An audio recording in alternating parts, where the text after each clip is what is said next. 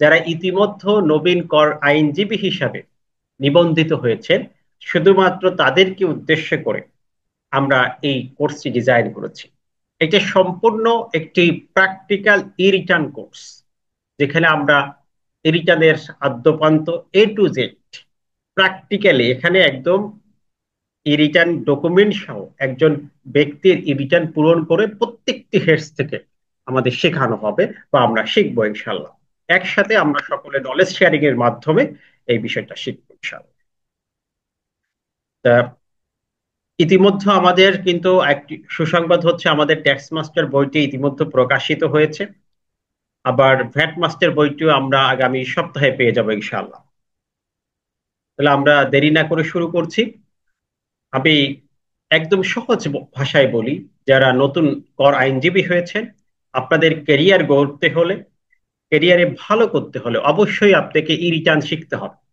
কারণ আমরা দেখেছি ইতিমধ্যে এনবিআর কিন্তু প্রজ্ঞাপন জারি করেছে, সেখানে বলেছে 5 ধরনের ব্যক্তি ব্যতীত আর সকল করদাতা তারা ই রিটার্নে রিটার্ন দাখিল করতে বাধ্য থাকবেন।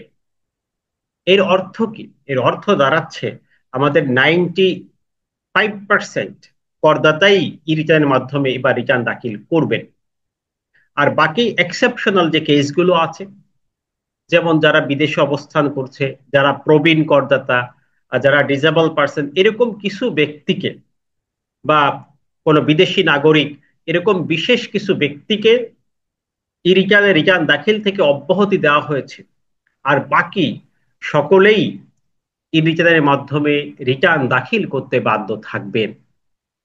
সো আমাদের এই কারণেই গুরুত্বপূর্ণ হয়েছে যে এখন আমাদের ই রিটার্নটা শিখতে হবে। আগে যা করেছি, ম্যানুয়ালের প্র্যাকটিস করেছি, বাট এখন সবাইকে স্মার্টলি ই রিটার্ন শিখতে হবে। এটা একটি, যারা নতুন করা আইনজীবী হয়েছেন আপনারা জানেন যে এটা একটা স্মার্ট পেশা। এখানে সবসময় আপডেটেড হতে হয়, নতুন করে জানতে হয়, শিখতে হয়। ঠিক এখন ই রিটার্ন হয়েছে, সেখানে আমরা শিখবো, সেটা প্র্যাকটিস করব। এটাকে আমাদের কোনো নেগেটিভ অ্যাপ্রোচের কিছু নাই যে নতুন একটি সফটওয়্যার আসলো, নতুন নিয়ম আসলো, না। যারা ট্যাক্স আইনজীবী হবেন, কর আইনজীবী হবে, তাদের সব সময় আপডেট থাকতে হবে।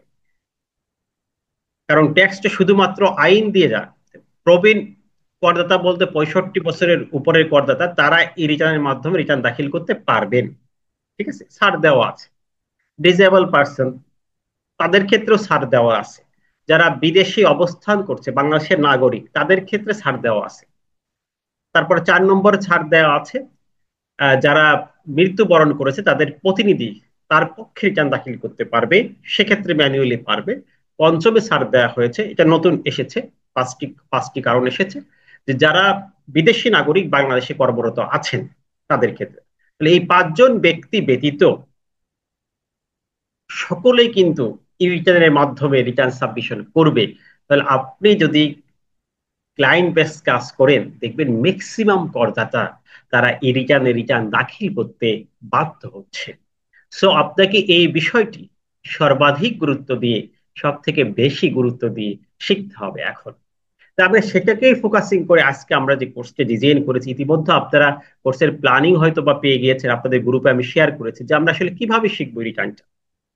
আমরা কোর্সের টোটাল একটা আউটলাইন কিন্তু আমি শেয়ার করেছি আপনাদের, কে আপনি হয়তো বা দেখেছেন। আবারও একটু আমি দেখাতে চাই, এই যে প্র্যাকটিক্যাল ট্রেনিং অন রিটার্ন।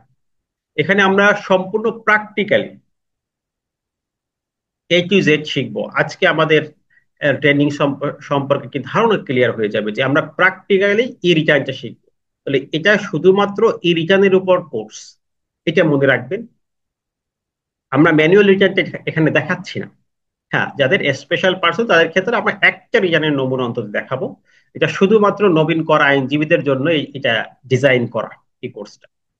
এটা আমরা সবাই অ্যাডমিশন নিয়েছি, অথবা 2-1 জন বাকি থাকলে হয়তো তারা অ্যাডমিট হয়ে যাবেন দ্রুত সময়ের মধ্যে।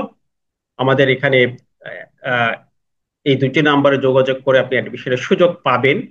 অনলাইন কোর্স, এটা আমাদের এটা আমাদের রানিং চলছে। আমরা একদমই 8 দিনের একটি পরিকল্পনা করেছি এই কোর্সে। আপনি এখানে দেখবেন প্র্যাকটিক্যালি, যেমন আমাদের দ্বিতীয় দিন থেকে প্র্যাকটিস শুরু হয়। যেমন দ্বিতীয় দিন সরকারি বেসরকারি কর্মকর্তার আয়কর রিটার্ন, এটা শিখবো। তারপরে ভাড়া খাতের আয়কর রিটার্ন, মানে হচ্ছে বাড়ির মালিকের আয়কর রিটার্ন শিখবো। ব্যবসায়ী এবং পেশাজীবীর আয়কর রিটার্ন শিখবো। তারপরে কৃষকের এবং আর্থিক পরিসম্পদ হতে যাদের আয় আছে, ফিনান্সিয়াল অ্যাসেট থেকে যাদের আয় আছে, তার রিটার্নটি শিখবো। প্রত্যেকটি আইনের রেফারেন্স দিয়ে কিন্তু আমরা দেখিয়ে দিব। কারণ আমরা দেখছি এখন রিটার্নের ক্ষেত্রে সবাই জিরো রিটার্ন, এনবিআর ইতিমধ্যে প্রজ্ঞাপন দিয়েছে যে জিরো রিটার্ন কিভাবে চলছে, এটা তো আসলে আইনগত না। এরপর আপনার রিটার্নে কিভাবে পরিসম্পদ দেখাতে হবে, কিভাবে ব্যয় দেখাতে হবে, IT10B এবং IT10BB, এই দুটি পয়েন্ট আমরা প্র্যাকটিস করব। এখানে আমাদের বিধিতে যে নিয়মগুলো আছে, কিভাবে আপনাকে এটা ইনপুট দিতে হবে, সেই বিষয়গুলো কিন্তু আমরা কোর্সে দেখাবো। এবং বিভিন্ন খাতের আয়ের রিটার্ন, যেমন একজন ব্যক্তি সকল খাতের আয় রয়েছে, তার রিটার্নটা আমরা কিভাবে প্র্যাকটিস করব, মিক্সড ইনকাম দিয়ে কিন্তু আমরা প্র্যাকটিস করব। এভাবে 8 দিনের একটি প্র্যাকটিক্যাল সেশন হবে আমাদের কোর্সে। তো এখানে মেইন ফোকাসিং পয়েন্ট থাকতেছে আমাদের ই রিটার্ন। মেইন পয়েন্টই হচ্ছে আমাদের ই রিটার্ন, কারণ আমরা এখানে ই রিটার্নকে ফোকাস করতে চাই, ই রিটার্নকে আপনাদের শেখাতে চাই ইনশাআল্লাহ। এখন আসেন আমরা যদি শুরু করি যে আমরা এই রিটার্নটাকেই শিখবো, ট্যাক্সটাকেই শিখবো, তখন প্রথমত আসলে ইনকাম ট্যাক্সটা কি, আয়করটা কি, বা আয়করটা কেন এত গুরুত্বপূর্ণ। আমাদের জীবনের যতগুলো আর্থিক ট্রানজেকশন আছে, প্রত্যেকটি ট্রানজেকশন, একজন ব্যক্তির জন্ম থেকে মৃত্যু পর্যন্ত যতগুলো আর্থিক ট্রানজেকশন আছে, প্রত্যেকটির সাথেই ট্যাক্সের একটি সম্পর্ক আছে। যেমন আপনি যখন ইনকাম করেন, তখন আপনাকে ইনকাম ট্যাক্স দিতে হয়। যখন আপনি ব্যয় করেন, অর্থাৎ কোনো সেবা গ্রহণ করেন, কোনো প্রোডাক্ট পারচেজ করেন, তখন আপনাকে এক্সপেন্ডিচার ট্যাক্স বা ভ্যাট পরিশোধ করতে হয়। আবার যখন কোনো সম্পদ অর্জন করেন, তখন আপনাকে ওই সম্পদের উপরও ট্যাক্স দিতে হয়। যেমন আপনি একটি ল্যান্ড ক্রয় করেছেন, সেই জমির উপর খাজনা দিতে হয়। আপনি একটি বিল্ডিং নির্মাণ করেছেন, সেই বিল্ডিং এর উপর উইথ হোল্ডিং ট্যাক্স দিতে হবে। তার মানে হচ্ছে আপনার আর্থিক ট্রানজেকশন হয় মূলত তিন ভাবে। একটা হচ্ছে আয় হয়, আপনি চিন্তা করেন আপনি প্রথমে একটু ইনকাম করেন, ইনকাম থেকে একটা পোর্শন খরচ করেন, তারপরে হচ্ছে আপনি একটা জমা রাখেন, সেভিংস। তাহলে এই তিনটি ক্ষেত্রেই আপনার কিন্তু ইনকাম ট্যাক্স বা ট্যাক্স অ্যাপ্লিকেবল হচ্ছে। তা আমরা শুধুমাত্র এখানে ইনকাম ট্যাক্সের প্রশ্ন আসছে, যিনি ইনকাম করবেন তার ট্যাক্সটা কিভাবে হবে। কারণ ট্যাক্স বলতে শুধু আয়কর বোঝায় না, মূলত আয়ের সাথে সম্পৃক্ত যে ট্যাক্স গুলো আছে, এটা হচ্ছে ইনকাম ট্যাক্স। যদি একজন ব্যক্তির আয় নাও হয়, অর্থাৎ করযোগ্য আয় না হয়, তারপরেও কিন্তু তাকে ট্যাক্স পরিশোধ করতে হয়। এই জন্য অনেকে জিরো রিটার্ন দিচ্ছে, যে কিভাবে দিচ্ছে, এটা সম্ভব না। একজন ব্যক্তিকে তাহলে কিভাবে চলবে, তার তো লাইফ স্টাইল আছে, জীবনযাত্রার খরচ আছে। তা আপনি যদি ব্যয় করেন, তাহলে অবশ্যই আপনার আয় থাকবে। তাহলে আমার ব্যয়ের সাথেও আয়ের একটি সম্পর্ক আছে, আমার সম্পত্তির সাথেও আমার একটি আয় সম্পর্ক আছে। ধরেন আমার কৃষি জমি আছে, জমি থাকলে সেখানে আয় থাকবে, এটা ভাড়া হলে ভাড়া আয় থাকবে, চাষাবাদ হলে চাষাবাদ আয় থাকবে।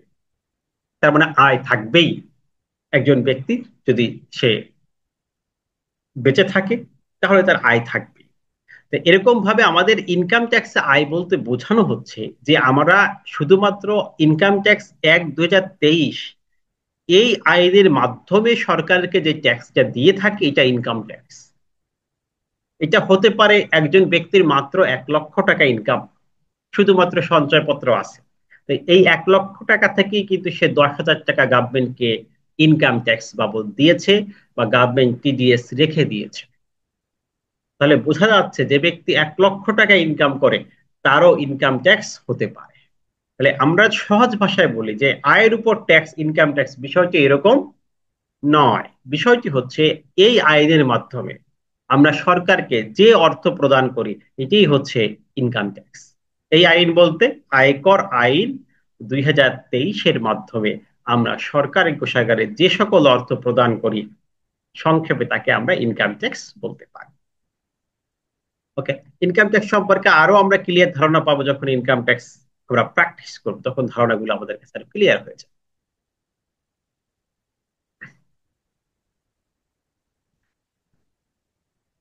এখন আসেন, আমরা যারা নতুন কর আইনজীবী হলাম, তারা তো ইনকাম ট্যাক্স নিয়ে কাজ করছি সবাই, বা কাজ করতে চাই। বিধায় কিন্তু আইনজীবী হয়েছে, বা আপনি শিখতে চান বিধায় কিন্তু এখন এসেছেন। তাহলে আমাদের প্রত্যেক কর আইনজীবী যারা হয়েছে তারা মূলত 60টি বিষয়ে জ্ঞান অর্জন করবেন। এটা দিয়েই কিন্তু আপনি ইনকাম ট্যাক্সটা প্র্যাকটিস করবেন। এই 60টি জিনিস আপনার লাগবে। অবশ্য আমরা কোর্সে এই 60টি জিনিস আপনাদেরকে দিয়ে দিব, অর্থাৎ এটার সফট কপি যেটা আছে এটা আপনাদেরকে প্রোভাইড করা হবে।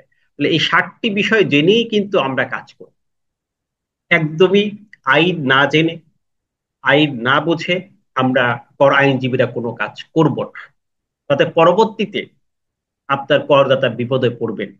যেমন এখন যে কাজগুলো হচ্ছে, আমরা সোশ্যাল মিডিয়াতে দেখছি যে ইউটিউবাররা বিভিন্ন ভিডিও পাবলিশ করছে, সেখানে কোনো আইন নাই, সেখানে রুলস নাই যে এভাবে আপনি জিরো রিটার্ন দিয়ে দেন, এভাবে আপনার রিটার্ন সাবমিশন করে দেন, 5 মিনিটে রিটার্ন শেষ। আসলে বিষয়টি এরকম নয়।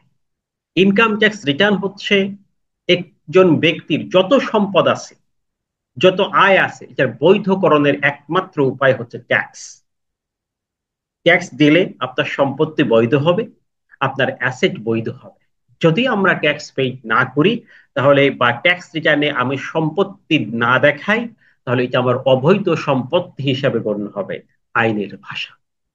এখন দেখেন, একজন ব্যক্তির কষ্টার্জিত অর্থ, সে কষ্ট করে অর্থ ইনকাম করার পরে যদি এটা অবৈধ হয়ে যায়, তাহলে তো আসলেই প্রবলেম।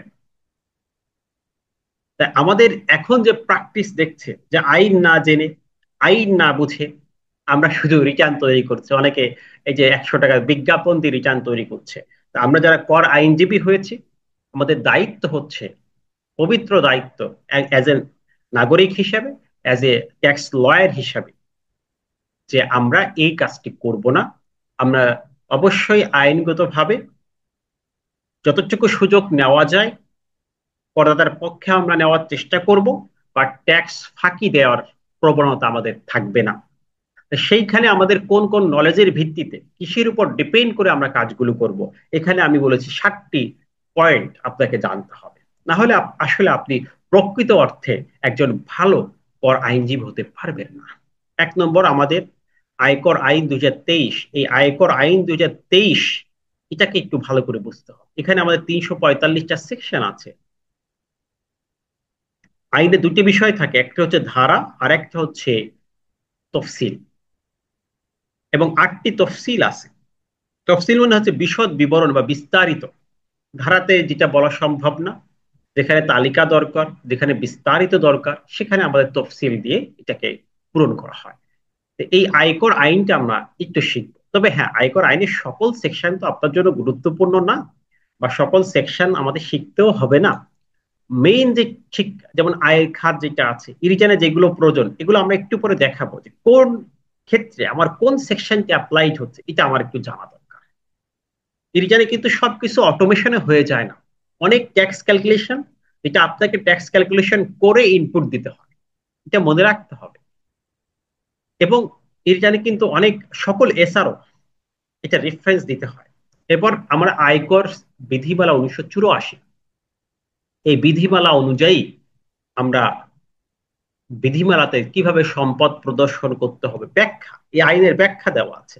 কিভাবে আমি ফর্মটা পূরণ করব, একজন ডাক্তার কিভাবে তার হিসাবটা করবেন, একজন অ্যাডভোকেট যেমন আপনারা ট্যাক্স লয়ার, আপনারা কিভাবে হিসাব করবেন, আপনারা কিভাবে ডকুমেন্টস রাখবেন, এটা কিন্তু আমাদের বিধি 8-এ বলা আছে।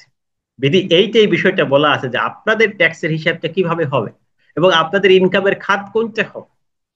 আপনাদের ইনকামের খাত হবে ব্যবসা, এটা এখানে বলা আছে। তার এই বিষয়গুলো আমাদের বিধিতে পাবো, আইনের ব্যাখ্যাগুলো আমাদের জানতে হবে ছোট করে হলো। ইনকাম ট্যাক্স অর্ডিন্যান্সের কিন্তু সকল বিধি কার্যকর নাই, ঠিক আছে? অর্থাৎ আয়কর বিধিমালা রুলস যেটা, এটা সম্পূর্ণ কার্যকর নাই। এখানে শুধুমাত্র কয়েকটি বিধি কার্যকর আছে, সেটা আমাদের জানতে। এখন আমাদের সব থেকে আপডেট হচ্ছে অর্থ আইনে আমাদের কিছু আপডেটেড বিষয় আসছে, চেঞ্জেস আসছে, এগুলো সবকিছু আমাদের জানা আবশ্যক। এরপর এছাড়াও বিশেষ করে আমরা যখন ই রিটার্নে কোনো অব্যাহতি দাবি করি, বা স্পেশাল রিডিউস রেট দাবি করি, সাবসিডিয়ারি রেট দাবি করি, তখন আমাদের এখানে এসআরও থাকে। এসআরও দিয়ে ওইটাকে আমাদের ক্লেম করতে হয়। তো এই এসআরও নাম্বারটা আমাদের জানা প্রয়োজন, ওখানে এসআরও নাম্বারটা এন্ট্রি দিতে হয়। বা অব্যাহতি যখন দাবি করি তখন কিন্তু এই তফসিলের এন্ট্রি দিতে হয় যে কোন তফসিলের আন্ডারে অব্যাহতি দাবি করছি। তাহলে আমাদের সেই গুরুত্বপূর্ণ এসআরও গুলো, যেমন স্যালারির ক্ষেত্রে আমাদের দুটি এসআরও আছে, সেই দুটি এসআরও আমাদের জানতে হবে। স্পেসিফিক্যালি সাবসিডিয়ারি রেটের স্যালারির ক্ষেত্রে দুটি এসআরও আছে। এরপর ধরেন ব্যবসায়ের ক্ষেত্রে আমাদের এসআরও আছে। এই এসআরও গুলো সম্পর্কে আমাদের স্পষ্ট ধারণা থাকতেই হবে, না হলে কিন্তু আমরা ই রিটার্ন করতে পারবো। আমরা হয়তো ওই এসআরও ইনকামটা অন্য ক্ষেত্রে দিয়ে দিচ্ছি, তাহলে এটা কিন্তু হলো না, প্রপারলি হলো না। তাহলে আমাদেরকে প্রপারলি একটি নির্ভুল এবং একটি স্বচ্ছ রিটার্ন তৈরি করে দিতে হবে আমার করদাতাকে, ক্লায়েন্টকে। এরপর কিছু বিচারিক সিদ্ধান্ত যদি আপনি প্র্যাকটিস করতে চান একটু ভালো, তাহলে আপনি কিছু কোর্টের ডিসিশন আছে, যেটা আপনি বাংলাদেশ ট্যাক্স ডিসিশনস একটা সংকলন আছে, সেখানে পেয়ে যাবেন। অথবা কর আদালত বইতেও এটা পেয়ে যাবেন। এরকম কিছু ডিসিশন রাখতে পারে, তবে এটা সবার জন্য প্রযোজ্য না। সবার জন্য প্রযোজ্য হচ্ছে উপরের এই চারটি। এই চারটি আপনাকে আমি বলি, এই চারটি বিশেষভাবে আপনি জানেন। আপনি কর আইনজীবী হয়েছে, আপনি এই পেশায় আসবেন, একটি স্টাডি আপনাকে এই চারটি জিনিসই করতে হবে। এবং ডাবল ট্যাক্সেশন সম্পর্কে জানতে পারেন, এবং আমাদের যত আপডেট পরিপত্র হোক, যেমন নির্দেশিকা আমাদের কিন্তু প্রকাশিত হয়েছে, আয়কর নির্দেশিকা, এরকম এনবিআর যেগুলো প্রকাশ করে থাকে, সেগুলো সম্পর্কেও আমাদের একটু মিনিমাম নলেজ থাকতে হবে। আর আমরা যারা স্মার্ট ট্যাক্স লয়ার হয়েছি, ট্যাক্স লয়ার হতে চাই, ভালো করতে চাই প্রফেশনে, তারা সব সময়, আমরা প্রতিনিয়ত এনবিআর এর ওয়েবসাইট, তিনটে ওয়েবসাইট, এনবিআর এর ওয়েবসাইট, এটা আমরা প্রবেশ করব, বিজি প্রেস এই ওয়েবসাইটটা আমরা দেখব, যতগুলো এসআরও, যেমন এসআরও গুলো সবগুলো আমরা বিজি প্রেসে পাবো। এরপর আইনের বিষয়গুলো বিডি লস, এই তিনটি ওয়েবসাইটের কথা আমি বলে দিলাম। একটা হচ্ছে এনবিআর, একটা হচ্ছে বিজি প্রেস, আর একটা হচ্ছে বিডি লস। এই তিনটি ওয়েবসাইটের সাথে আমাদের একটা সম্পর্ক তৈরি করতে হবে। মাঝে মাঝে, প্রতিদিন একবার হোক অথবা এক সপ্তাহে একবার হোক, আপনাকে এই ওয়েবসাইটে মাস্ট বি যুক্ত হবে। আপনাকে আপডেট নলেজ ছাড়া আপনি কিন্তু ই রিটার্নের কাজ করতে পারবেন না। তাহলে আমাদের এই কাজটি করা উচিত। একজন কর আইনজীবী হিসেবে আমাদের এটা মনে হয় যে আমরা একটু আপডেট নলেজটা আমাদের নেওয়া উচিত। এখন আসেন, আমরা এই 7টি বিষয় জানার পরে আমরা মূলত আমরা কাজ করা শুরু করব। আমরা কি করব? প্রথম দায়িত্ব হচ্ছে কর আইনজীবী হিসেবে আমাদের এই 7টি বিষয়ে মিনিমাম নলেজ অর্জন করা। আবারও বলি, 1 নম্বর দায়িত্ব কর আইনজীবী হিসাবে এই 7টি বিষয়ে জানা।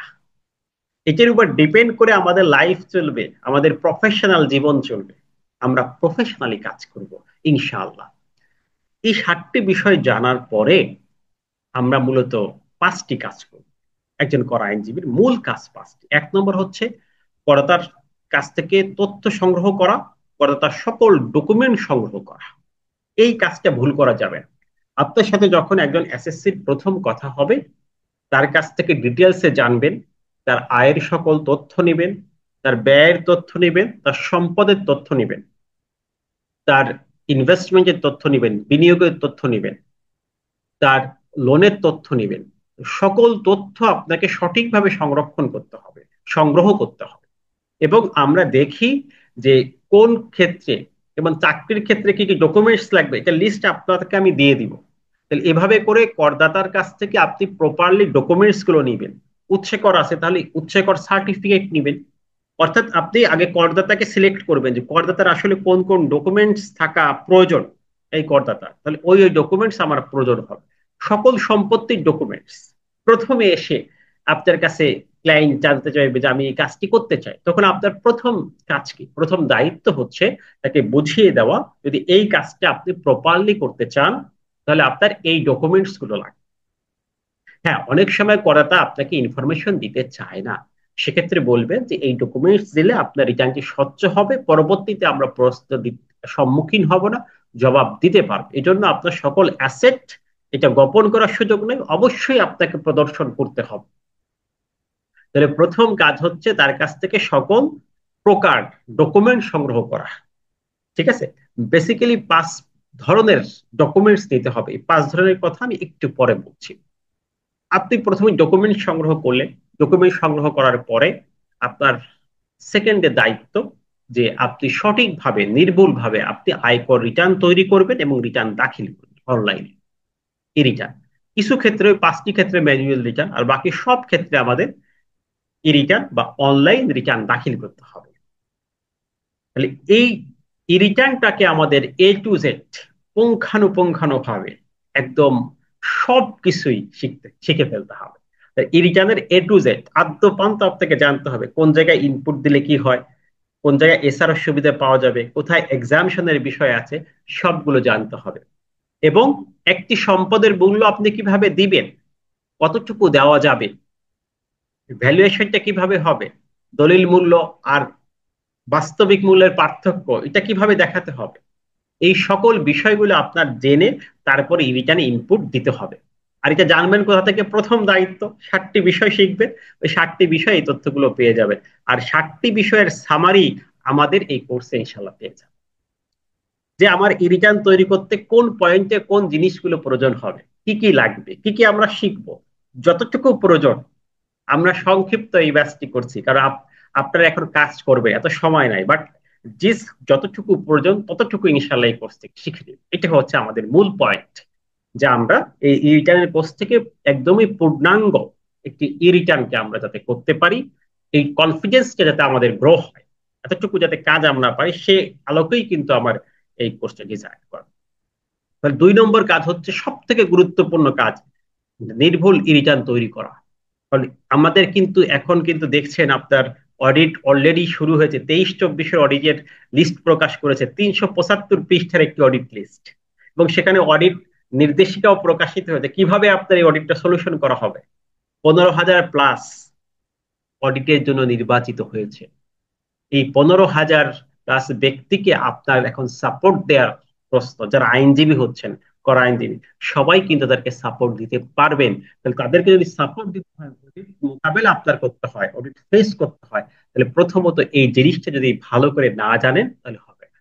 যেমন ধরেন ই রিটার্নে জিরো রিটার্ন দিয়েছে, এরকম অসংখ্য অডিট পড়েছে এবার যাদের রিটার্ন জিরো।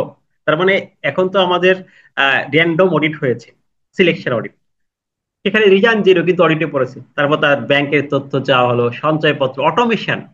আপনার কিছু বিষয় আছে যেগুলো হাইড করতেই পারবেন না, ঠিক আছে, এগুলো বলে দেবো যে এই হাইড করার কোনো অপশনই নাই। এই সম্পত্তিগুলো আপনার রিটার্নে অটোমেশনে চলে আসে, পিন সার্চ দিলেই পাওয়া যায়। এতটা স্মার্ট হয়েছে এই রিটার্ন, অর্থাৎ অনলাইন ট্র্যাকিং সিস্টেম। গভর্নমেন্ট যে করজাল বৃদ্ধি করছে, চেষ্টা করছে, প্রচেষ্টা করছে, সেই করজাল বৃদ্ধির ক্ষেত্রে সেই বিষয়গুলো চলে আসছে। তাহলে আমাদের এই বিষয়গুলো খুব ভালো করে জানতে হবে, ই রিটার্নের A to Z। এরপর আয়কর অফিস থেকে বিভিন্ন নোটিশ দিবে আপনার করদাতাকে। যেমন আপনি রিটার্ন দাখিল করা, কেন জরিমানা করা হবে, 212 ধরে আপনাকে নোটিশ দিল, নোটিশ একটি প্রপার জবাব আপনাকে রেডি করতে হবে, রিটার্ন স্টেটমেন্ট দিতে হবে, হিয়ারিং এ যেতে হবে, কথা বলতে হবে। এরপর এই যে যে অডিট মামলা, ধরেন 15,000 মামলা, 15,000+ মামলা 23-24 হয়েছে নতুন, 23 সালে। তাহলে এই যে 15,000 মামলাকে আপনাকে সলভ করা শিখতে হবে, কোন মামলায় কিভাবে আপনি হিয়ারিং করবেন। যদিও আমরা এই পয়েন্টটা এই কোর্সে শিখবো না, জাস্ট আপনার দায়িত্বটা বুঝিয়ে দিচ্ছি। এই কোর্সটা মূলত আমাদের রিটার্ন নিয়ে। এরপর করদাতাকে বিভিন্ন পরামর্শ, যে আপনি কোন সময় বিনিয়োগ করবেন, আপনার কতটুকু সম্পদ এবছরে আপনি আর্ন করতে পারবেন, কতটুকু ইনকাম দেওয়া যাবে, ফাইলে কিভাবে সম্পদ গুলো দেখানো যাবে, দান গ্রহণ করলে কি কি ডকুমেন্ট রাখবেন, ফরেন রেমিটেন্স হলে আপনার কি কি, মানে করদাতার ক্রাইটেরিয়া অনুযায়ী তাকে একটি কনসালটেন্সি আপনার দিতে হবে।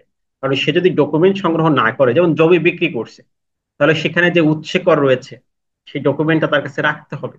গাড়ি কিনেছে, অ্যাডভান্স ট্যাক্সের যে কাগজগুলো এটা রাখতে হবে। তাহলে এরকম অনেকগুলো বিষয় আছে, অনেকগুলো ডকুমেন্টস এর বিষয় আছে, এবং করদাতাকে জানানোর বিষয় আছে যে আপনি এই এই খাতে এবার ইনভেস্টমেন্ট করার সুযোগ পাবেন।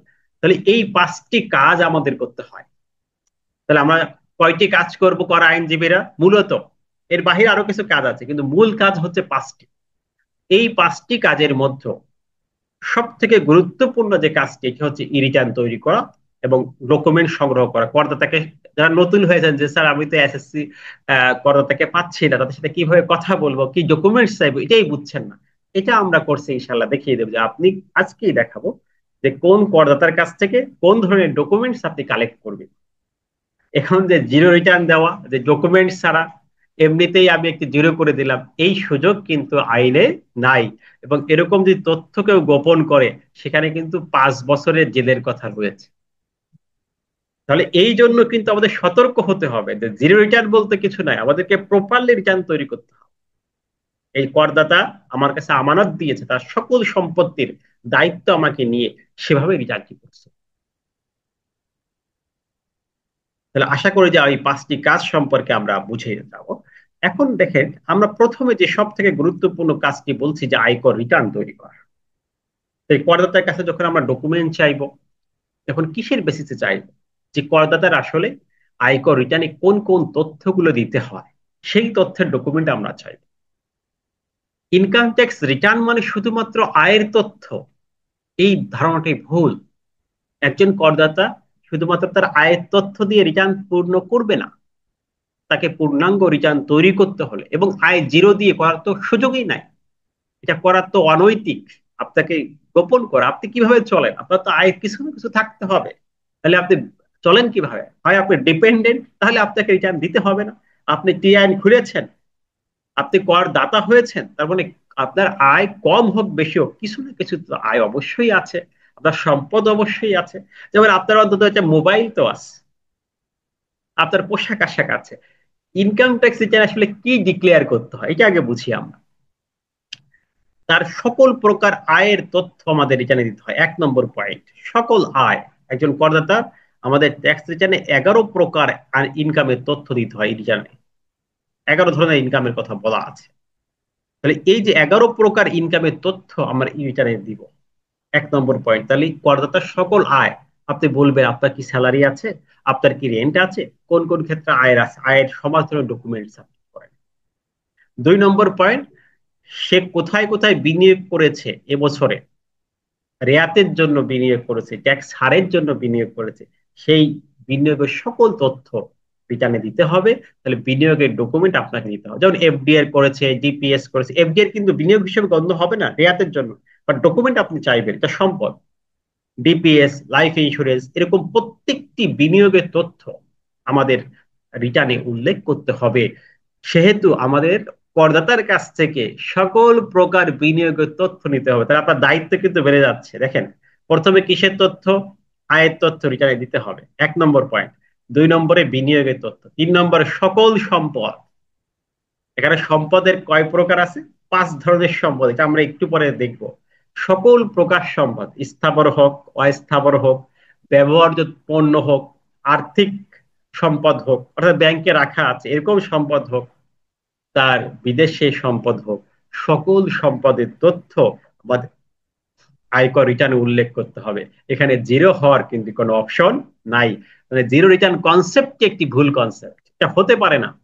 তার কোনো না কোনো সম্পদ আছে, মিনিমাম একটা মোবাইল থাকলেও তো আছে, এটা অবশ্যই সম্পদ থাকবে।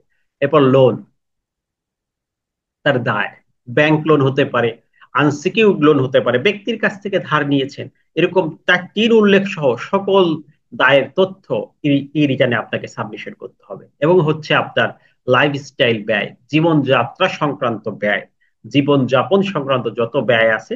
তাহলে আমাদের মূল তথ্য কয়টা? 5টি।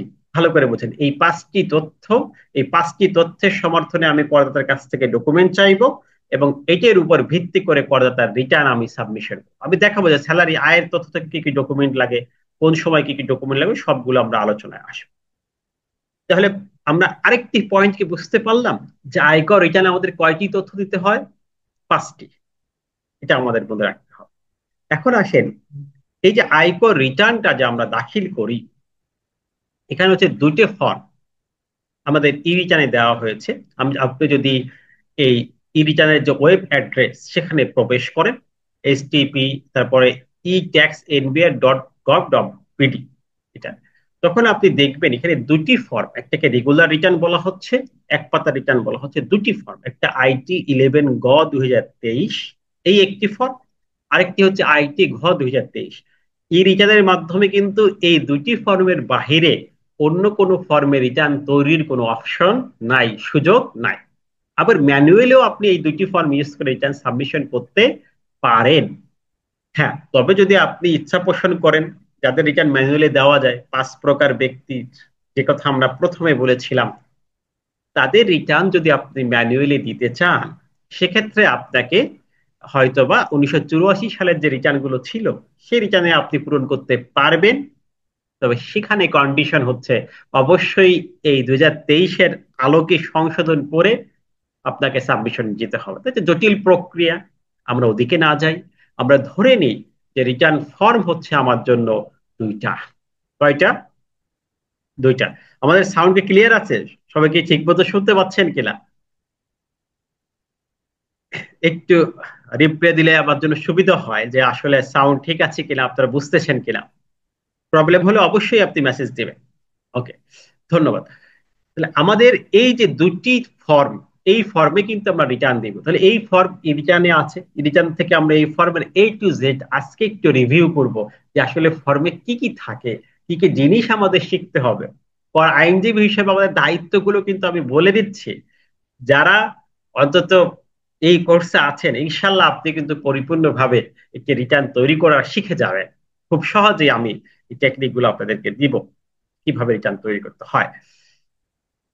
তাহলে রিটার্নে যে তথ্যগুলো থাকে, বেসিক 5টি তথ্যের কথা আমরা বললাম। এটা কিভাবে আমরা দিব? যদি আমরা ই রিটার্নে যাই, তাহলে ই রিটার্নের মোট ধাপ হচ্ছে 7টা। 7টি পয়েন্ট মনে রাখবেন। 1 নম্বর পয়েন্ট হচ্ছে ই রিটার্নের প্রথমে যখন আপনি যাবেন, ইন করবেন, ইউজারে যে পাসওয়ার্ড দিবেন, তখন আপনার কাছে দেখেন, আমি ই রিটার্নটা দেখাই। যখন আমরা ই রিটার্নে প্রবেশ করি, এইটা হচ্ছে ই রিটার্ন। প্রবেশ করার সাথে সাথে আমাদের ই রিটার্নের প্রথম যেটা আসে দেখেন, রেগুলার রিটার্ন।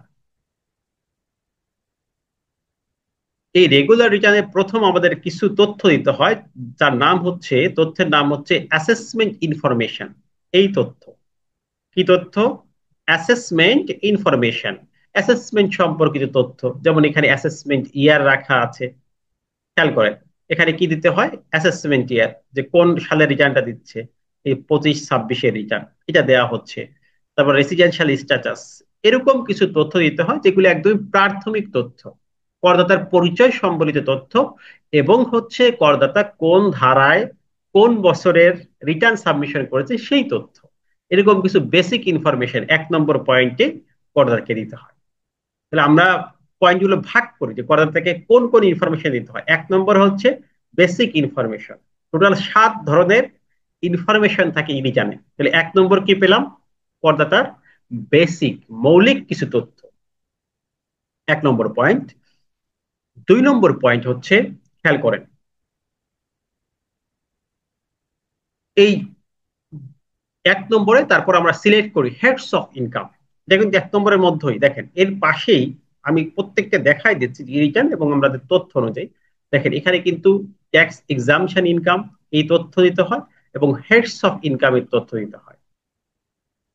তাহলে আমাদের কোন কোন খাতে ইনকাম আছে, যে 11টি খাত আছে এখানে, সেখানে কোন কোন খাতে ইনকাম আছে শুধু টিক মার্ক করা, এই বেসিক তথ্য। তাহলে এগুলোকে আমরা বেসিক তথ্য বলি। এরপরে যদি যান, তাহলে আরো কিছু বেসিক তথ্য দিতে হয়, যেমন আপনার জন্য IT-10B বাধ্যতামূলক কিনা, আপনার লোকেশন কোন জায়গায়, আপনি বিনিয়োগ করেছেন কিনা, এই যে ট্যাক্স রিবেট পাবেন কিনা, এরকম কিছু বেসিক তথ্য ফার্স্ট, অর্থাৎ এই বেসিক ইনফরমেশন দিতে হয়। এরপরে হচ্ছে মূল রিটার্নে যেতে হয়। তাহলে আমরা প্রথমে দেখলাম যে আমাদের কিছু বেসিক ইনফরমেশন দিতে হয় রিটার্ন, এইটা হচ্ছে বেসিক তথ্য। দেওয়ার পরে আমাদের মূল রিটার্নে যেতে হয়। তাহলে এটা হচ্ছে 1 নম্বর পয়েন্ট। কি আমরা রিটার্নে ভালো করে বুঝে যান, 1 নম্বর পয়েন্ট হচ্ছে এই রিটার্নে আমরা কিছু বেসিক তথ্য দিব করদাতা সম্পর্কে। কয়টা তথ্য? এখানে 4টি। একটা হচ্ছে assessment information, heads of income, আয়ের খাতের তথ্য, অ্যাডিশনাল কিছু ইনফরমেশন, যেমন আয়ের উৎস কোথায়, কোথায় অবস্থান করছে, অন্যান্য আয় আছে কিনা, এক্সামশন ইনকাম আছে কিনা, IT-10B সম্পর্কিত তথ্য, এই বিষয়গুলো আমাদের দিতে হয়। এই বেসিক ইনফরমেশন পূরণ করার পরে এই প্রথম ধাপ, আমি 7টি ধাপ বুঝাই দিলে মোটামুটি রিটার্নের একটা সামারি আপনি পেয়ে যাবেন। এই প্রথম ধাপে আমাদের এই 7টি, এই 4টি তথ্য দিতে হয়। দেওয়ার পরে আপনি মেইন রিটার্নে যখন যাবেন, তখন আমাদের মূলত ইন ই রিটার্নে, ই রিটার্ন না শুধু, ইনকাম ট্যাক্স রিটার্নে আমাদের 11 ধরনের ইনকামের ডিটেলস দিতে হয়। অর্থাৎ আমাদের করদাতার সর্বোচ্চ এই 11 প্রকারের ইনকাম থাকতে পারে, যেমন চাকরি আয় থাকতে পারে। তো চাকরি আয়ের ডিটেলস, যে চাকরি থেকে টোটাল আপনার ইনকাম কত, সেখানে আপনার অব্যাহতি আছে কিনা, চাকরির ক্যাটাগরি কোনটা। এই রিটার্নের চাকরির ক্যাটাগরি হচ্ছে চারটা ক্যাটাগরি নিয়ে আলোচনা আছে চাকরির ক্ষেত্রে। যেমন একটা হচ্ছে সরকারি, একটা হচ্ছে বেসরকারি, এই দুইটা সবাই কমন। আরেকটা হচ্ছে চাকরির ক্ষেত্রে এক্সামশন রেট, অর্থাৎ এক্সামশন ইনকাম। চাকরির ক্ষেত্রে 8টা খাতে এক্সামশন ইনকাম দেওয়া আছে। 8 ব্যক্তির স্যালারি থেকে এক্সামশন দেওয়া আছে। যেমন ধরেন যিনি দূতাবাসে জব করেন, সেখানে এক্সামশন আছে, ষষ্ঠ তফসিলের পার্ট 1। এরপর রিডিউস রেট বা স্পেসিফিক সাবসিডিয়ারি রেটে স্যালারি, এরকম দুটি ক্ষেত্র আছে। তার মানে এখানে চাকরির ক্ষেত্রেও কিন্তু অনেকগুলো আইনি প্রশ্ন আছে, ষষ্ঠ তফসিল আছে, দুটি ক্ষেত্রে এসআরও আছে, এবং বাকিগুলো আমাদের আইনে বলা আছে। তো এখানে এই বিষয়গুলো আমাদের জানতে হবে। চাকরি আয়ের ডিটেলস দিতে হবে, সেখান থেকে করযোগ্য আয় সেটা আমাদের বের হয়ে যাবে অটোমেশন। এরকম ভাড়া আয়ের ডিটেলস দিতে হবে, কৃষি আয়ের ডিটেলস। ভাড়া আয়ের ক্ষেত্রে আমাদের দুই ধরনের ভাড়া আয় আছে। একটি হচ্ছে হাউস প্রপার্টি, আদার দেন হাউস প্রপার্টি, এটা ইনফরমেশন দিতে হবে। এবং ভাড়া আয়টা আমাদের কিভাবে কাউন্ট করতে হবে, কিভাবে গ্রহণ করতে হবে, সেই সম্পর্কে বিধি 8-এ বলা আছে। সেখানে কি কি ব্যাংকিং প্রমাণ লাগবে, তাহলে সেই ডকুমেন্ট গুলো আপনাকে নিতে হবে।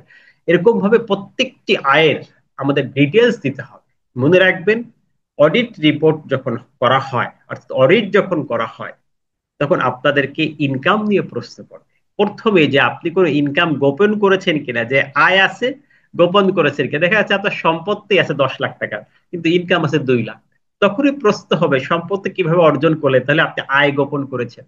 আয় গোপন করা, সম্পত্তি গোপন করা, এগুলো সবই কিন্তু আইনানুগ অপরাধ এবং ফৌজদারি অপরাধ। আপনি ট্যাক্স ক্যালকুলেশনে ভুল করছেন, এটা হতে পারে, কিন্তু আয় গোপন করেছেন, সম্পত্তি গোপন করেছেন, এগুলো কিন্তু একটি অপরাধ হিসেবে গণ্য হয়। এরপর অব্যাহত যদি দাবি করেন, যেমন আপনার ট্যাক্স এক্সামশন ইনকাম দাবি করলেন, যেমন আপনি বললেন life time savings income previous ছিল, আপনি দাবি করলেন হেবা সূত্রে পেয়েছি, আপনি দাবি করলেন এটা আমি প্রপার্টিতে ইনহেরেন্ট সূত্রে পেয়েছি, সেক্ষেত্রে অবশ্যই আমাদের প্রমাণ লাগবে। প্রমাণ সাপেক্ষে এগুলো দাবি করার সুযোগ আছে। তাহলে এই সকল আয়ের বাহিরে যদি অন্য আয়ও আপনি ক্লেম করতে চান, তাহলে সেখানে অবশ্যই আপনাকে ডকুমেন্টস দিতে হবে। ডকুমেন্টস দিয়ে প্রমাণ করতে হবে যে আসলে প্রকৃতপক্ষে এই আয় আছে কিনা, বা এই আয়ের সপক্ষে আমার ডকুমেন্টস আছে। তাহলে এভাবে করে আমরা প্রত্যেকটি আয়ের এক ডিটেলস দেব। এইগুলো আমরা এখন ডিটেলস বলতেছি, জাস্ট একটি সামারি আকারে, যে এই 11 প্রকার আয়ের ডিটেলস আমাদের ই রিটার্নে থাকবে। তাহলে ই রিটার্নের 2 নম্বর ধাপ কি, ইনকাম সম্পর্কিত ডিটেলস তথ্য থাকবে। আমরা যদি যাই, এখানে দেখেন, যদি আমরা ই রিটার্নে প্রবেশ করি, এখন আপনাদেরকে দেখাই যে যে কথা বললাম আমরা, রিটার্নে কি থাকবে, ডিটেলস থাকবে।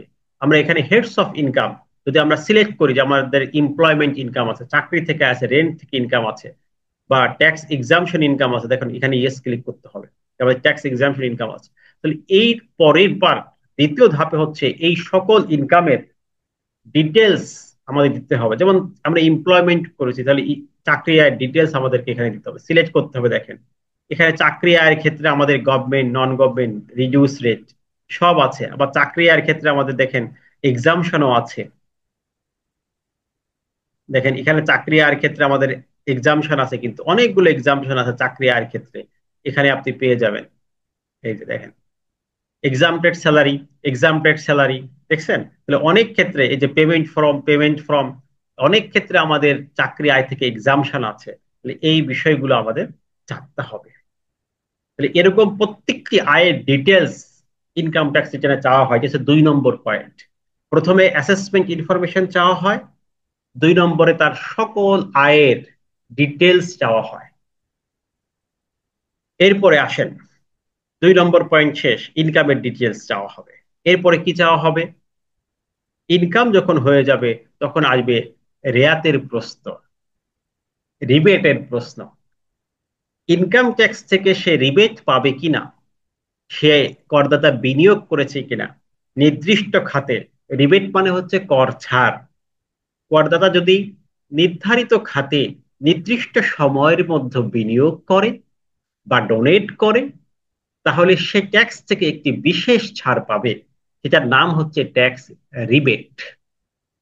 ইরিজানের তৃতীয় পয়েন্ট হচ্ছে সে বিনিয়োগগুলো করেছে কিনা সেই বিনিয়োগগুলো ক্লেম করবে, অর্থাৎ রেয়াত দাবি করবে।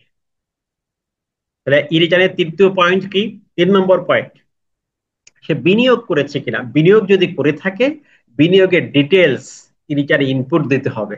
বিনিয়োগ করেছে দেয় নাই, সে কিন্তু রেয়াত পাবে না।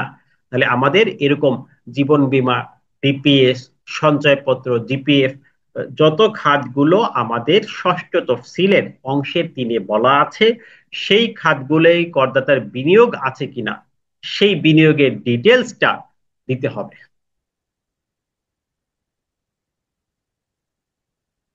ক্লিয়ার?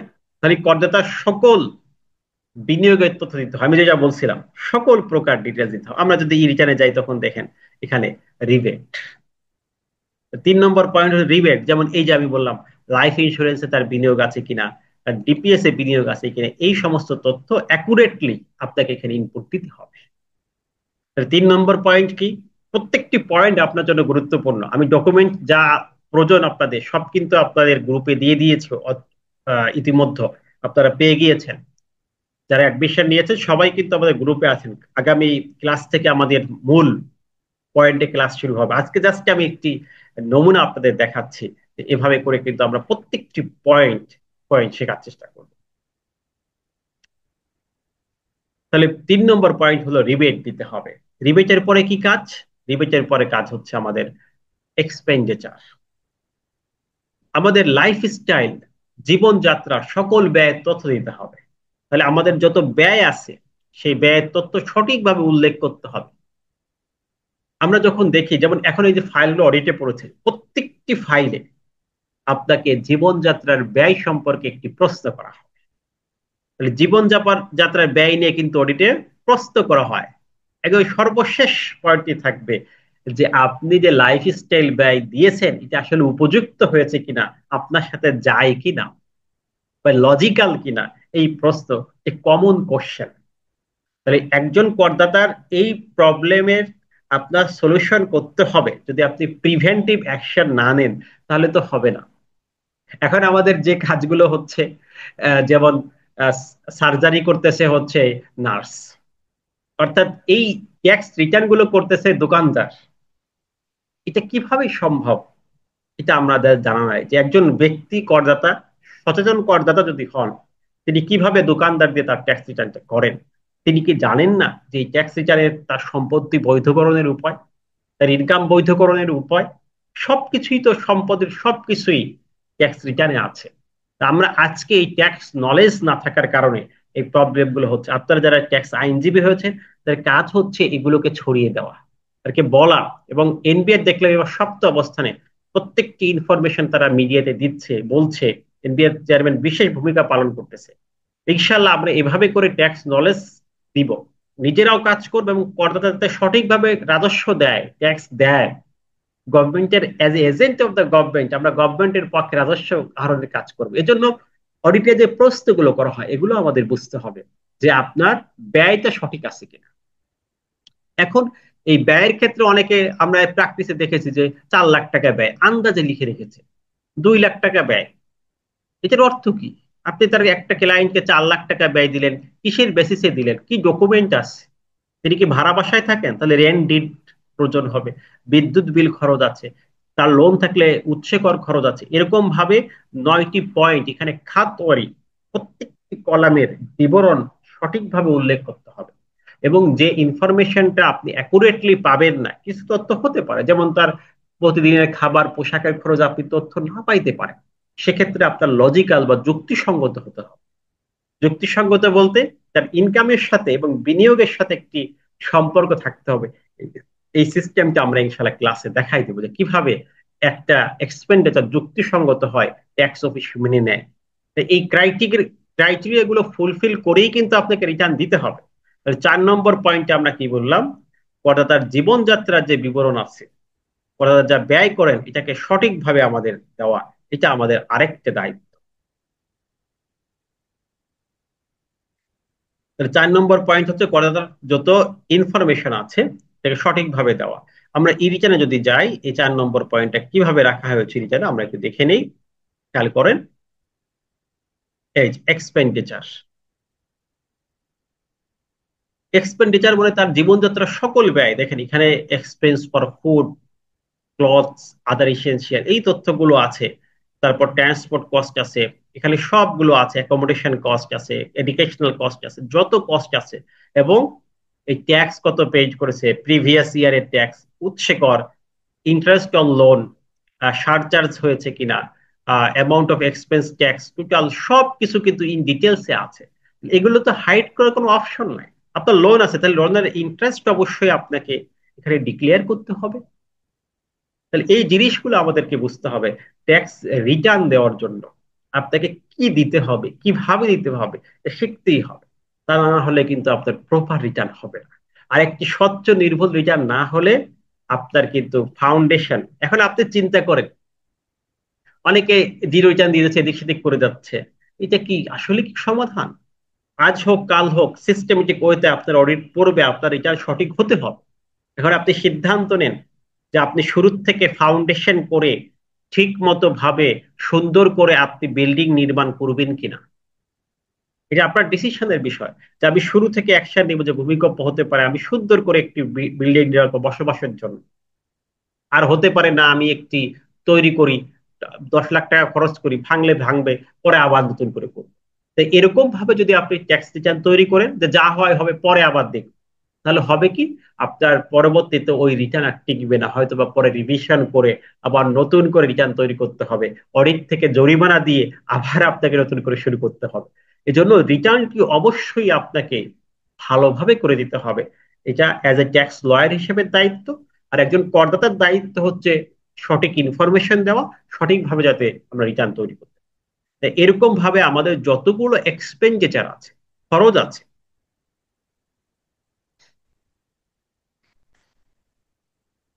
সেই বিষয়গুলো আমাদেরকে দেখতে হবে। তাহলে আমাদের 4 নম্বর কাজ হয়ে গেল। 4 নম্বর কাজ কি বললাম, যে এক্সপেন্ডিচার নিয়ে, ব্যয় নিয়ে আমাদের সঠিক ইনফরমেশন দিতে হবে। 5 নম্বর কাজ কি? 5 নম্বর কাজ হচ্ছে আমাদের অ্যাসেটের তথ্য দিতে হবে। সকল সম্পদ এবং দেনা, লাইবিলিটি, তার তথ্য দিতে হবে। সকল সম্পদ এবং দেনা বলতে আমাদের সম্পদের ক্রাইটেরিয়া গুলো দেখেন, ক্যাটাগরি গুলো দেখেন। একটা হচ্ছে ব্যবসায়িক সম্পদ, ব্যবসায়ী মূলধন। আপনি প্রোপাইটারশিপ বিজনেস করলে সেখানে আপনার মূলধন থাকবে। আপনি পার্টনারশিপ ফার্মের পার্টনার হলে মূলধন থাকবে। আপনি লিমিটেড কোম্পানি শেয়ার পারচেস করলে মূলধন থাকবে। এই 3 ক্যাটাগরির বিজনেস আছে। এই 3 ক্যাটাগরির বিজনেসে আপনার কোনো বিনিয়োগ আছে কিনা, মূলধন আছে কিনা, এটা ডিক্লার দিতে হবে। সম্পত্তি, আপনার অকৃষি সম্পদ থাকলে এটা ডিক্লার দিতে হয়। এবং অকৃষি সম্পদ থাকলে আপনার কিন্তু আয়ের একটা প্রশ্ন আছে। মানে একজনের 10 বিঘা অকৃষি সম্পত্তি আছে, তাহলে তার আয় থাকবে না? বলেন তো, আয় থাকবে না?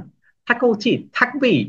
এটা ভাড়া দিলেও তো ইনকাম আছে, লিজ দিলেও তো ইনকাম আছে, চাষাবাদ করলেও তো ইনকাম আছে। তাহলে এই বিষয়গুলো খেয়াল রাখতে হবে। আর কৃষি থাকলে তো অবশ্যই ইনকাম থাকবে। আর এখন অকৃষি সম্পত্তি অনেক সময় হতে পারে ফাঁকা থাকতে পারে, বিল্ডিং করব, বিল্ডিং থাকলে অবশ্যই সেখানে ভাড়া ইনকাম আছে।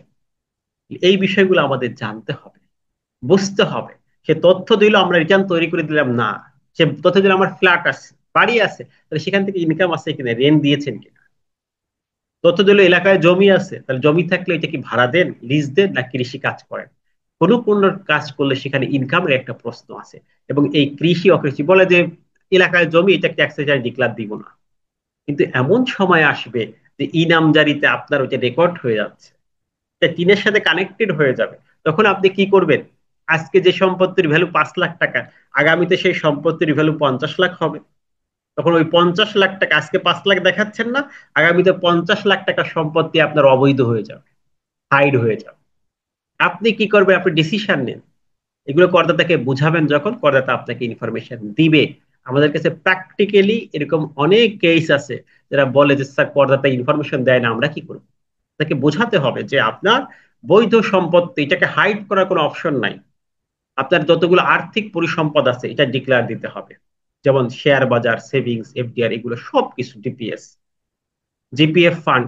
আমি কাজ করতে যে অনেক সরকারি চাকরি করে, বেসরকারি চাকরি করে, তারা পিএফ ফান্ডের ইনফরমেশন দেয় নাই। ভুল। প্রত্যেকটা আর্থিক পরিসম্পদের ডিক্লারেশন ট্যাক্স রিটার্নে থাকতে হবে। এটা করদাতাদেরকে বোঝাতে হবে। এখানে গোপন করার কিছু না। আপনার শেয়ার বাজার আছে, ডিভেঞ্চার আছে, সঞ্চয়পত্র আছে, এটা অটোমেশন। তিন সার্চ দিলে আপনার নামে কত টাকা সঞ্চয়পত্র আছে তারা বের করে ফেলবে। এগুলো আমরা অনেকে অডিট ফেস করেছি, যে তার জিরো রিটার্ন করছে অথচ তার নামে কি আছে,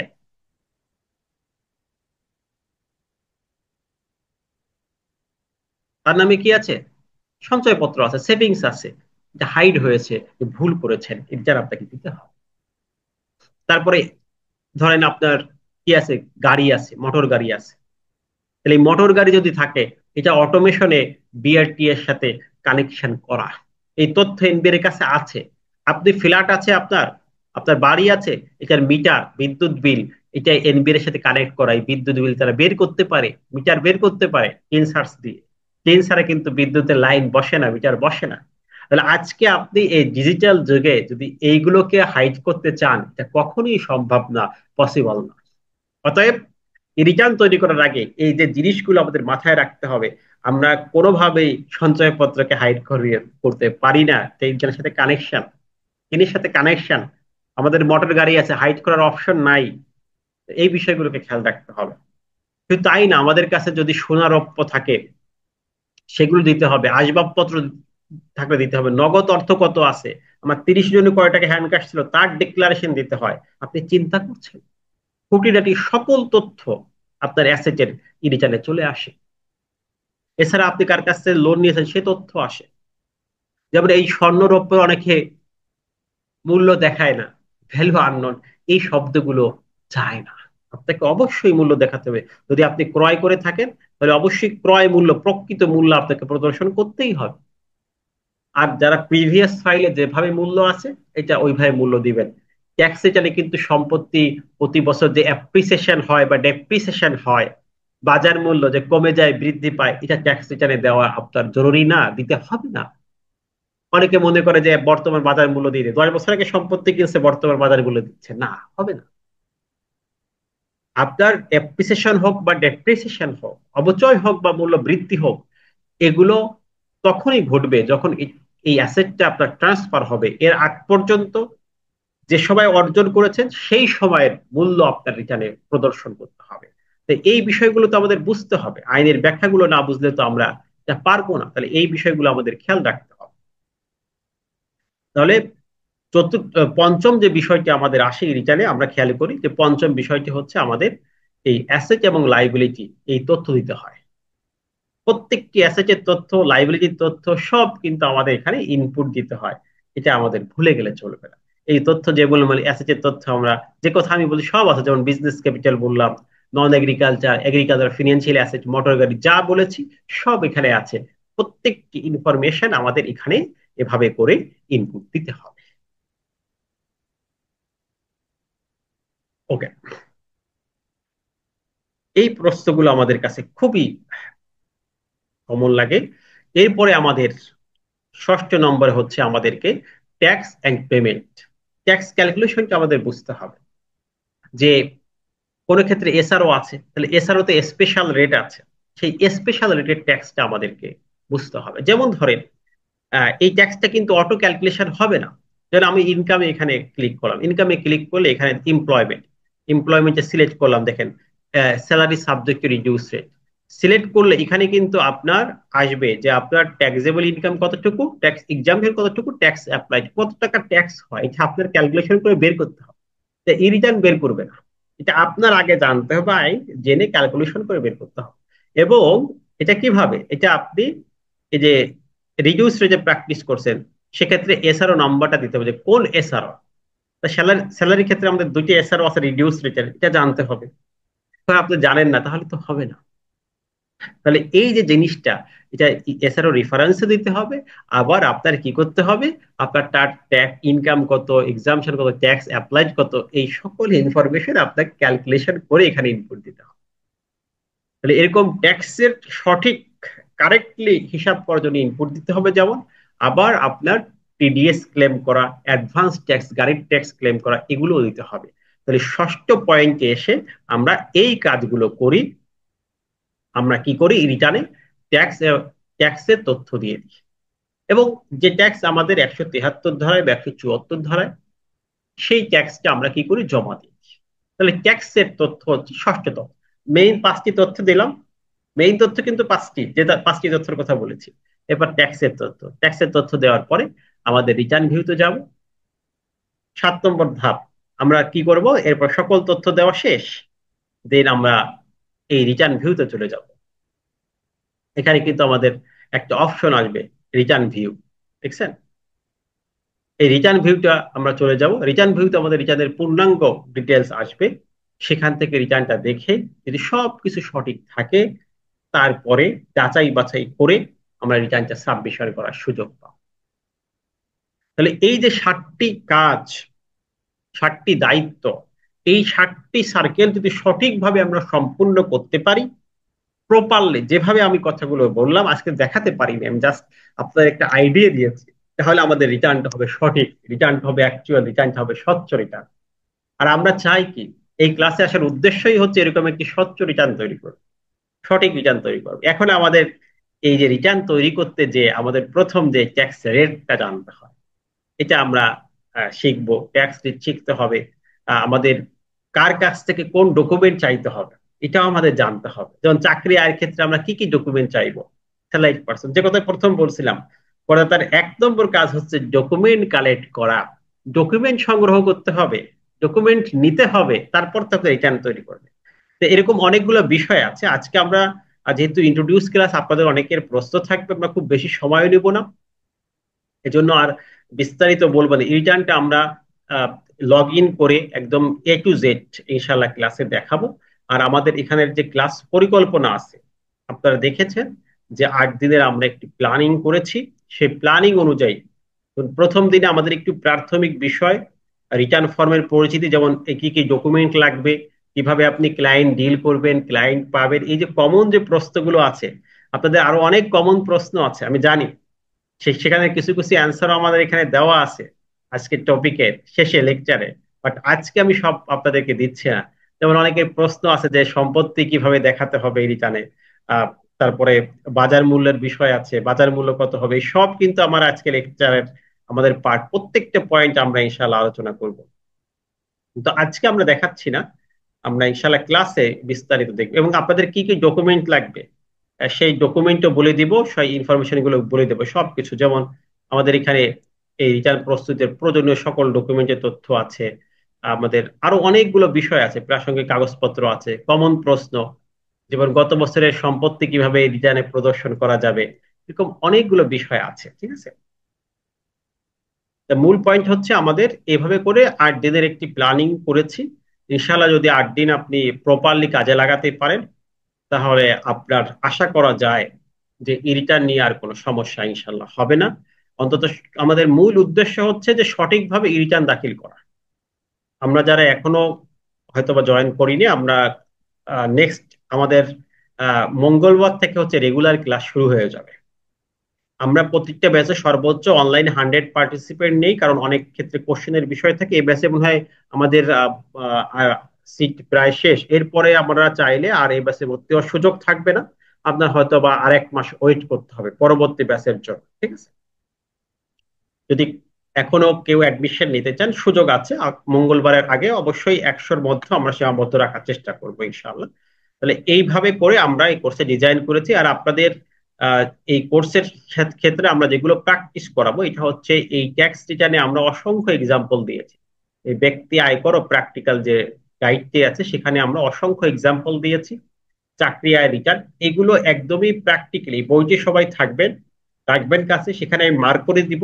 সেই মার্ক করা অনুযায়ী আপনি ওই তথ্যগুলো দিয়ে একদম A to Z রিটার্নের প্রত্যেকটি ধাপ দেখাবো। এখানে আমাদের তথ্য দেওয়া আছে, যেমন স্যালারি আয়ের তথ্য দেওয়া আছে, রেন্ট আয়ের তথ্য দেওয়া আছে, সেখানে ম্যানুয়াল রিটার্ন পূরণ করে দেওয়া আছে। আমরা এটাকে ই রিটার্নে পূরণ করে দেখাবো।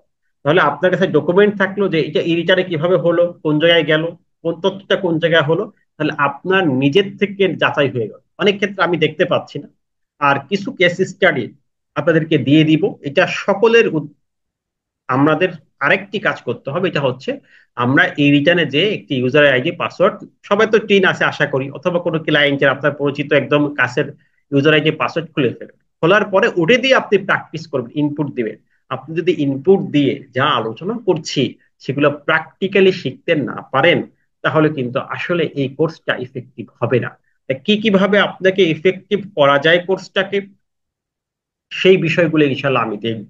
আপনাদের টেনশনের নাই, আমাদের দীর্ঘ অভিজ্ঞতার আলোকে আমাদের বিটিসি একাডেমি প্ল্যাটফর্মে 109 একটা লাকি নাম্বার 109 এই ব্যাচে ইনশাল্লাহ আপনারা জয়েন করেছেন। আপনাদেরকে শেখানোর চেষ্টা করা হবে, সেই সব কিছু আমাদের গ্রুপে অলরেডি দেওয়া আছে। আমাদের প্রত্যেকটি ক্লাসের রেকর্ডেড থাকবে। আমরা প্রথম ক্লাসটা আমাদের ওপেন থাকবে, এর পরবর্তী এই যে ফ্রি সেমিনারটা এটা ওপেন থাকবে। এর পরবর্তী প্রত্যেকটি ক্লাস শুধুমাত্র আপনাদের সিক্রেট যে গ্রুপটি হয়েছে সেই গ্রুপে আমরা ওয়েবসাইট লিংক থাকবে, সেখানে আমরা আপলোড দিয়ে দেবো, সেখানে আমরা দেখতে পারবো ইনশাআল্লাহ। এভাবে করে আমাদের ক্লাসের পরিকল্পনা নিয়েছি। এখন হচ্ছে আপনাদের কাছ থেকে আজকে ক্লাস সম্পর্কে পরামর্শ বা ভবিষ্যতে আমরা কিভাবে করবো, যেমন আমরা ট্যাক্স মাস্টার বইয়ের চ্যাপ্টার গুলো দেখাই, সেখান থেকে কিন্তু আপনাদের আলোচনা হবে। এই বিষয়গুলো আমি দেখাচ্ছি জাস্ট দেখার জন্য, যে কোন কোন বিষয় আছে, একদম প্র্যাকটিক্যালি যে বিষয়গুলো আছে সবগুলো আমরা এভাবে করে আলোচনা করবো। এই জন্য বইটা আপনাদের সাথে রাখতে হবে ডকুমেন্ট হিসাবে, আর বাকি সব কিছু আমরা ইনশাল্লাহ দিয়ে দিব।